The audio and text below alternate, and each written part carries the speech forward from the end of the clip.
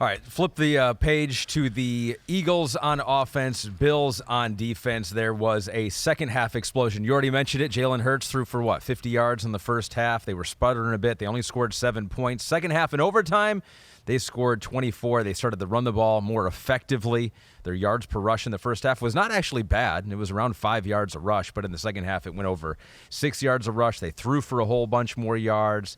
Yards per pass play went through the roof. So what was the key difference? What was the big difference between first half Eagles offense, second half Eagles offense? I think the big thing is when they play through their run game, it opens up the field. I think that's the thing that I look at more than anything. This was a game again where, hey, Buffalo, they're good on defense. They do, some schematical things that, make it hard on the quarterback or play caller. I talked to you, I think you saw in my notes, their disguises and, hey, we're playing run defense, and then they run out of there the last second and play pass defense. Hey, we're playing pass defense. We're way back here. We're playing pass defense. Said Hut, they're all the way up to the line of scrimmage now, and they've changed, and they're playing a run defense, right? They're good at doing stuff like that. It's not like crazy. It's like it goes from cover 4 to cover 3 to cover 4, cover 3 to cover 2. It wasn't like, oh my gosh, this is the most unbelievable game plan in the world, but they make teams think and figure out how they're playing before they can just dial up the plays they want. I think the big thing was just that the run game became more of a thing in the second half. And they imposed their physicality, and the Bills D-line had no chance of stopping the run game.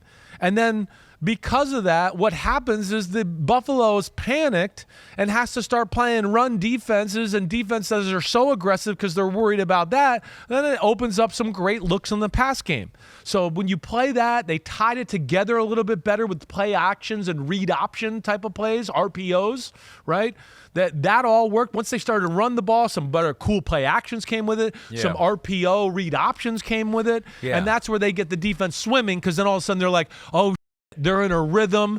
They got the run game. We're worried about that. And now we got to kind of like take tactical chances to stop other things. And if we don't call the right thing and we're tactically wrong, we're going to be and somebody's going to be wide open over here. And that's what happens with the Eagles.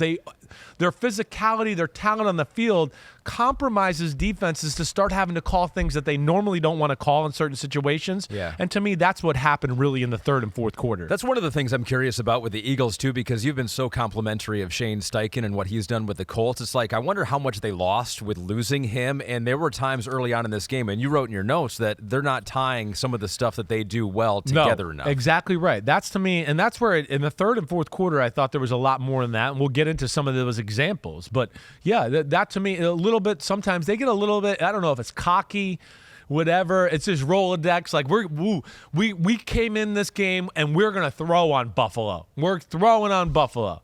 And it's like, okay, the first series, hey, the throwing didn't work that good. Let's start to adjust, or, let's start to move on to something else or a different thought, but eventually they made the right adjustments, and that's where the game changed. And, it's 17-7 third quarter, and the Eagles started to just gash the Bills with weak side runs.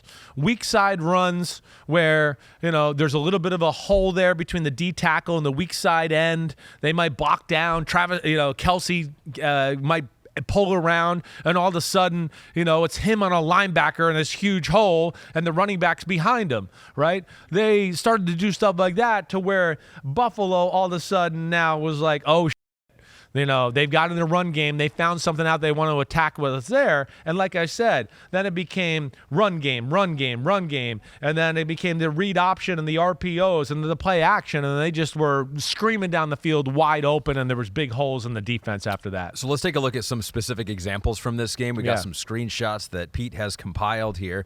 So the Bills had to be opportunistic in this game. They needed to make some plays. They did make some plays in the first half especially.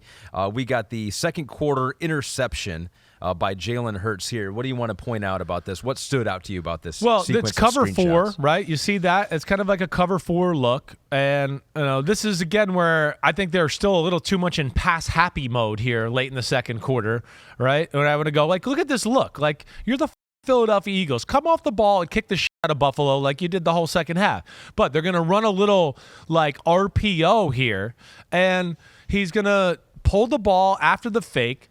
And Leonard Floyd's going to be there in a way. And we've kind of talked about this earlier in the year one time on a similar type of play where, Hurts doesn't have a lot of arm angles. That's one of the negatives of his game. Floyd does a great job of kind of sitting there. He waits for Hurts. He stays there. Let's go to the next shot.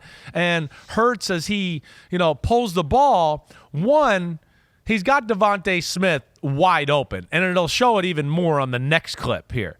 But Hurts here, he's going to try to throw to the damn tight end 89 Stoll here in the flat, and you could see 25 Dotson is just waiting for him to come. So if Leonard Floyd doesn't tip this ball, this is going to be dicey with 25 driving on it when he finally does start to throw, because he's not even in the throwing position, right? And I don't know, do we have one more shot here just to make sure? But see here, he should have just sat on his back leg. Look at Devontae Smith coming open behind it, and he's going to hit him in a slant, and he's going to be running either way. But you see there, it's one of the things Hurts needs to improve a little bit. It's just the sidearm throws, drop it down, whatever. He kind of tries to just throw it a little hard past Leonard Floyd's ear, and he does a great job of getting his hands up and knocks it up in the air. So here was a play where he just did not hit the wide open receiver, and I think there were other times that he had open receivers, and it wasn't that he threw to the wrong guy, but he elected to scramble instead. He's such a good athlete.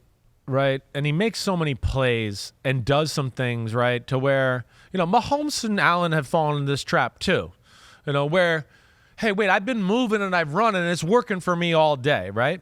And I feel like he has had a little bit of an issue lately of falling into that trap. It's all worked out for him in the end game when you say it, but let's go ahead, pull that up, Pete. But yeah, there was some plays in this game, he was protected phenomenally. And where I would say, one thing where I would say, you got to be careful because it could turn into bad habits this week, especially against the 49ers, who were way better than the Bills on defense, right? Where there was plays you saw in my notes where I go, he scrambled, but the pocket was perfect. He didn't need to scramble. Or he scrambled, and there was somebody wide open. And, yeah, I know he ran and got 5, but Devontae Smith is open for a 15-yard out route. I don't know what he's doing. And here's a play again where – First play of the second half. Little read option RPO, right? Here it is, okay? And he's going to keep the ball off the edge here. And if you continue to go, and it's not totally dissimilar from the interception he ran, but this time Floyd's not even worried about him. And as you'll see, it's going to be a lot of the same look we just saw. He kind of rolls out here, and another step or two, if he just waits, he's going to hit A.J. Brown on a slant route. It is going to be A.J. Brown against Micah Hyde, one-on-one in the middle of the field, and it might be a touchdown. It might be knock your head on the goalpost type of thing there, right? But for whatever reason, he comes off of it and goes, I'm going to try to run and make a play with my legs. And he can't get out of the jam on this time, and he ends up getting sacked eventually. But there was 4 or 5 plays during the game where I just went, man, Jalen Hurts, you're too good here. These guys are open. You don't need to leave the pocket. Just stand there and throw a strike like you did the play before or whatever. And that's the only thing I worry about with just the bad habits of that there. But, again, it didn't matter. The team hangs around, and, of course, he hangs around. And then he starts to make plays, and, of course, his legs kill you, and then he starts to go to the right place with the ball, and they caught on fire not long after that. Yeah. And that's where the game started to take off. Can we look at those plays right now? The 15-yard touchdown to Devontae Smith early in the fourth quarter. Here are the screenshots for that one. Well, it's all set up, this drive right here, because with the drive that they went and made it 17-14 was the weak side runs, the gashes, right? They were just killing them. So now it's the next drive of the football game, and Buffalo is in the total what do we defend now? We can't play man against them, right? We're not big enough up front to handle them straight up in the run game, so they're in a guessing game now. They're trying to do anything they can. And here's a drive where, they played run D the whole drive, right? And Hurts had a great 3rd and 5 scramble, and made a few other plays. But, now comes, okay, we got him guessing, and they've run the fake little bubble screen out here looks like it's going to be to Julio Jones, and the Bills just completely overplay it. They're going to be in trouble no matter what playing cover 2 against this right here. But Hurts looks out there. He looks to Julio Jones, and he gets the corner Bernard and Teron Johnson, the nickel, both fly up to Julio Jones. Why? I don't know, because the first thing I want to tell you is it's Julio Jones. He runs 4.8 right now, so don't be that overreactive. And then this is, and then Pete's being funny. He goes, isn't this a 2017 Julio Jones? Yeah. And then now you've let their two biggest weapons up the field, and and poor Micah Hyde is going, wait, I have to cover Devontae Smith and A.J. Brown. And again, to me, this is when they run, they throw screens, they run quarterback design runs, they kick your ass, and then they get you into guessing on what they might do next, and it ends up being a wide open touchdown pass for Jalen Hurts and an easy touchdown catch for Devontae Smith there, and that made it 24-21, right? That one, yep. Right. But the drive itself, it's like I said, the drive before they bludgeoned him with the run. They come out, they run the ball for 5 yards, I think, on first down. And then they got him in a run defense so bad, and he gets Devontae Smith wide open over the middle for a deep crosser, right? Then it's Swift for 5 yards, Swift for 1 yard. Jalen Hurts scrambles for 12. Then it's another 5-yard run by DeAndre Swift. So they had their heads spinning right there, and then they dial up that right there, touchdown, and the dam was breaking as we spoke right there on Buffalo's defense. So let's give another treat to the Eagles fan base out there on Jalen Hurts, because I think we have the dots just not too long after that play, that touchdown. You got the interception Olamide by Zaccheaus. Allen, and they take over. Here's Zaccheaus, the 3rd and 15. Play of the day. Looked very much like the Alabama-Auburn play from right? the Yeah, night it's before. really I was funny. like, You're yeah, exactly right. Instant replay. It is the play of the day, play of the game, whatever. This was the play of the game. This was the straw that broke the camel's back right here, right? Now, what I will say, and again, this wasn't the one. Sorry, I was thinking of something else. The great job, like nobody opened at first, so he goes, wait, I'm sitting in the pocket. I don't see anything. Let me get out here and see if I can't threaten the line of scrimmage, which he's so good at, right? Maybe I'll run, maybe I'll throw. He knows now I got enough time, so he gets back into a throwing position and starts kind of like backpedaling towards the sideline and throws a perfect pass in the back of the end zone for Zaccheaus to get. Now, the thing you'll look at is watch Micah Hyde on the left side. Micah Hyde, 23, he overcommits right there.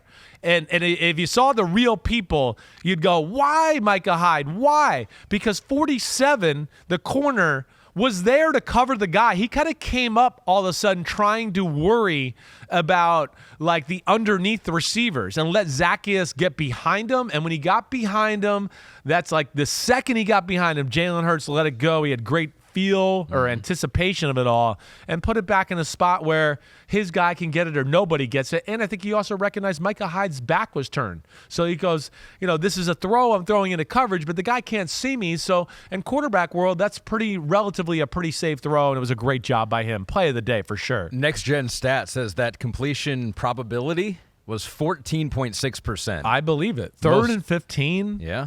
The whole conversion was probably less than that, let alone the completion was phenomenal. It was the most improbable touchdown completion of Jalen Hurts' career. Is that right? Yeah, I wow. guess.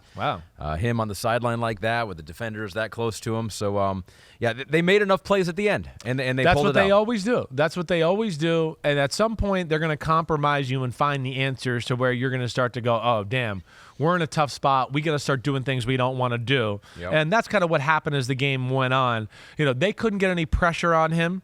Like I said, even the plays he scrambled, they were like, you didn't need to. It was like there's nobody around, right? So they had that. And then even when they did blitz, it was a disaster. They couldn't even get close there either. So that's where Buffalo was like, I don't know what to do. We want to blitz to contain him and help him, but we blitz and he throws the ball to A.J. Brown and they get 5 and 8 and they just pick us apart slowly. So that's where it just became indefensible at the end. And once Philly starts to get like that and they crack the code, they're almost impossible to stop. Yo, what up, homies? Thanks for watching. Remember, subscribe to Chris Simms Unbuttoned. Right now, we got Sunday pod, right? So you can have it Monday morning. We recap all the action. Wednesday, it's the What the Happened podcast. We're going to get deep in the weeds on the key matchups of the week. And then Thursday, I'm picking games with that jerk Florio. So you know where to find us, homies. Keep watching. Peace out. We'll see you.